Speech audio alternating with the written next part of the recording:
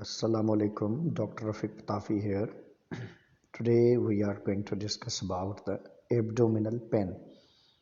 पेट में जो दर्द होता है उसके लिहाज से आपको थोड़ा सा आइडिया देने के लिए मैं ये वीडियो बना रहा हूँ. That's most important. हमारे एब्डोमिनल पार्ट के जो हैं 4 हिस्से भी कर सकते हैं और इसको 6 में भी डिवाइड कर सकते हैं. जैसे RU के राइट अपर क्वार्टर है, एपिगेस्ट पार्ट है और left upper quarter, left flank, lower left quarter और राइट लोअर क्वार्टर, RLQ जिसको हम कहते हैं.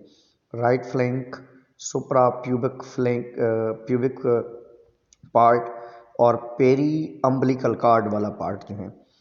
इस जगह को देखते हुए हम अपनी बॉडी के अंदर जो है आइडिया करते हैं कि हमें जो पेन है, हमारे जो पेट के अंदर दर्द है, जो पेट के अंदर प्रॉब्लम है, वो किस जगह पे और किस तरीके से है. तो आप देखेंगे कि ह्यूमन डाइजेस्टिव सिस्टम इस तरीके से पाया जाता है. ये लीवर है और लीवर के साथ जो है हमारे पास जो है डाइजेस्टिव सिस्टम पाया जाता है. और उस डाइजेस्टिव सिस्टम को आप देख सकते हैं कि ये गॉल ब्लैडर और नीचे जो है ऊपर जो है इसके साथ ये कॉमन स्ट्रक्चर पाई जाती हैं. और इस तरीके से ये हमारा डाइजेस्टिव पार्ट जो एब्डोमिनल पार्ट है, जिसको हम पेट कहते हैं, इस पेट के जो अपर गेड वाला सेंट्रल पार्ट है, इस जगह पे गैस्ट्राइटिस का पेन हो सकता है, PUD का पेन हो सकता है, गैस्ट्रोपैरेसिस का पेन हो सकता है. और उसके बाद जो है पेनक्रियाटाइटिस, ये मिडल जो पार्ट्स हैं, जो अम्बिलिकल कार्ड वाले रीजन से अपर की तरफ जो ये पार्ट पाया जाता है, और ACS का भी प्रॉब्लम हो सकता है. तो ये जब पेन हमें सेंट्रली पेन हमें फील हो रहा होता है तो ये इन प्रॉब्लम्स की वजह से होता है. फिर उसके बाद अगर हम आए जो लेफ्ट साइड है, उस पर स्प्लेनिक इन्फ्रेक्ट की वजह से होता है, स्प्लेनिक एबेसिस की वजह से होता है, स्प्लेनिक रप्चर की वजह से होता है, सब डायफ्राग्मेटिक एबेसिस की वजह से होता है और नमूनिया की वजह से भी कभी कभार पेन हो सकता है. और उसके बाद मिडल की तरफ हम आता है तो नेफ्रीथियासिस या हम कहते हैं कि किडनी स्टोन हो सकता है, पेलोनेफ्राइटिस हो सकता है, पेरीनेफ्रेटिक एबेसिस हो सकते हैं.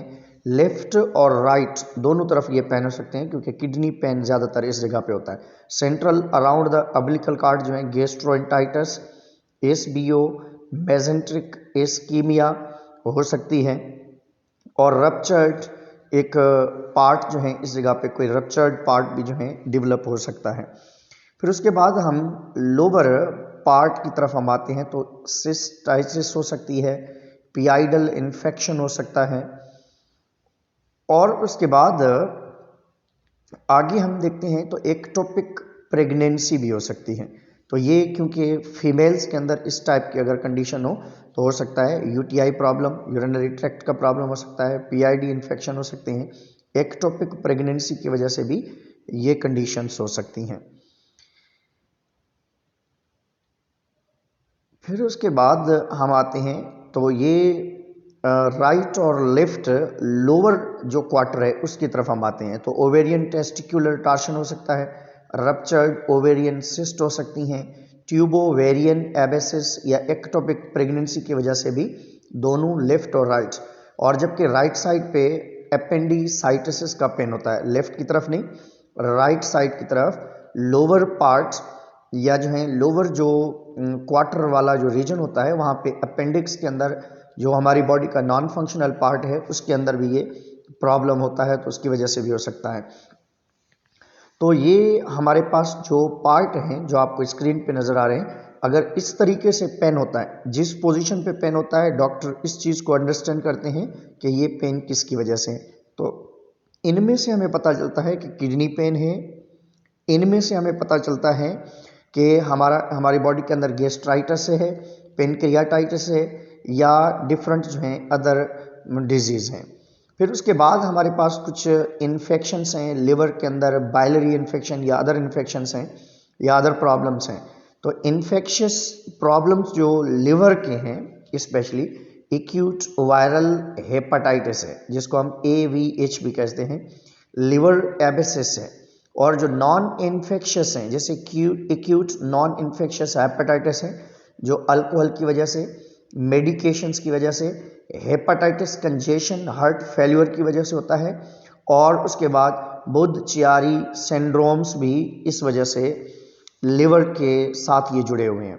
जबकि बाइलरी जो इन्फेक्शंस हैं, वन इज एक्यूट कोलिसाइटिस कहते हैं इसको हम, और एक्यूट कोलिंजाइटिस कहते हैं इसको हम, और जो नॉन इन्फेक्शंस आ जाते हैं, नॉन इन्फेक्शियस डिजीज आ जाती हैं स्पेशली, वो अगर हम देखें तो गाल स्टोन हो सकता है, फिर उसके बाद जो है कोलिक प्रॉब्लम्स भी कभी कभार होते हैं, या कोलाइथियासिस हो सकता है, और इसके बाद जो डिफरेंट अदर प्रॉब्लम्स हैं, बहुत सारे और भी प्रॉब्लम्स हैं जिनको हम अदर इन्फेक्शंस के लिहाज से भी स्पेशली आइडेंटिफाई करते हैं, जो हमारी बॉडी के अंदर कॉमनली जो हैं लिवर या बाइलरी इन्फेक्शन के साथ साथ जो हमारे डाइजेस्टिव सिस्टम के ऊपर इफेक्ट करते हैं, तो वो बाइलरी बाइल के साथ जुड़े हुए। अदर इन्फेक्शन आर इल या स्पेशली हम नमूनिया कहते हैं, या सब डायफ्रिक प्रॉब्लम्स होते हैं जो स्पेशली हमारी बॉडी के अंदर कॉमनली हो सकते हैं। तो etiologies of acute abdominal pain that are either general या पुअरली इनोलिकेटेड होता है। One is inflammatory bowel disease है, इन्फेक्शियस कोलाइटिस है, स्पॉन्टेनियस बैक्टीरियल पेरिटोनिटिस है, और सेकेंडरी पेरिटोनाइटिस या बाउल परफोरेशन भी इसको हम कहते हैं। डायबिटिक कीटो एसिडियोसिस भी कहा जाता है इसको।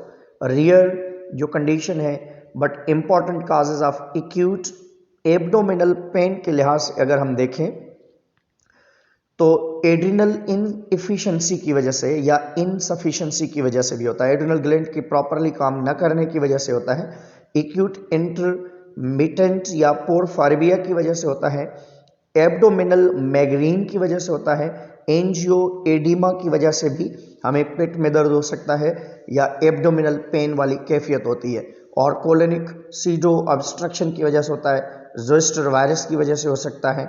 और इसके बाद common patterns of the pain radiations, कभी कभार पेन होता है जो हमारी बॉडी के अंदर जाहिर एक जगह पे होता है, फिर ऊपर की तरफ उभर रहा होता है या नीचे की तरफ जा रहा होता है, जैसे पायलोनेफ्राइटिस है तो ये बैक साइड से मूव करके फ्रंट की तरफ आ रहा होता है, और नेफ्रोलाइथियासिस है, ये किडनी स्टोन कहते हैं, ये ऊपर से नीचे की तरफ इसका मूवमेंट हो रहा होता है, और हेपेटिक या बाइलरी पैथोलॉजी जो है ये अप तरफ की तरफ जा रहा होता है। पेनक्रियाटाइटिस जो है ये हमारा जो अम्बिलिकल कार्ड वाला रीजन है उससे ऊपर की तरफ पेन हो रहा होता है।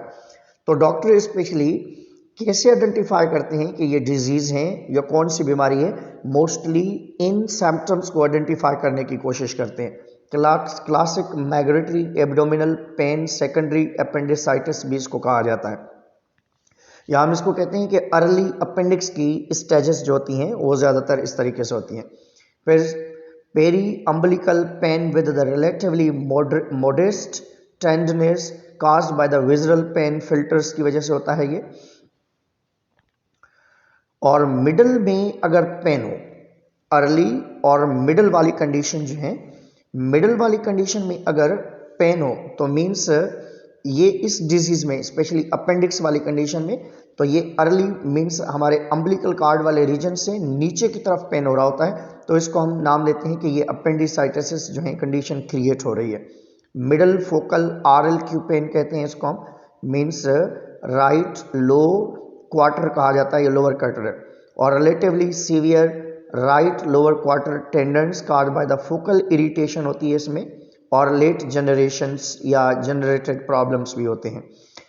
मैं दोबारा आगे एक आपको जो है एक इमेज दिखा रहा हूँ जो आप देखेंगे कि किस तरीके से हमारी बॉडी के अंदर पेन अराइज होता है, और इस पेन का प्रॉब्लम जो है हमारी बॉडी के अंदर कैसे जो है इनिशिएट होता है या डेवलप होता है।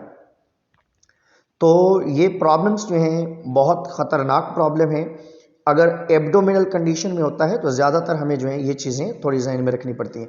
अगर फोर गट के अंदर प्रॉब्लम हो तो स्टमक में, ड्यूडेनियम में, पेनक्रियाज में इशू होता है, जो ऊपर आपको ब्लू कलर की एक स्ट्रक्चर नज़र आ रही है। मिडल में आपको ग्रीन कलर की एक स्ट्रक्चर नज़र आ रही है जिसको हम मिड गट पेन कहते हैं। Mid gut duodenum to proximal 1/3 of the colon की तरफ ये पेन होता है। फिर उसके बाद हाइंड गट की तरफ जो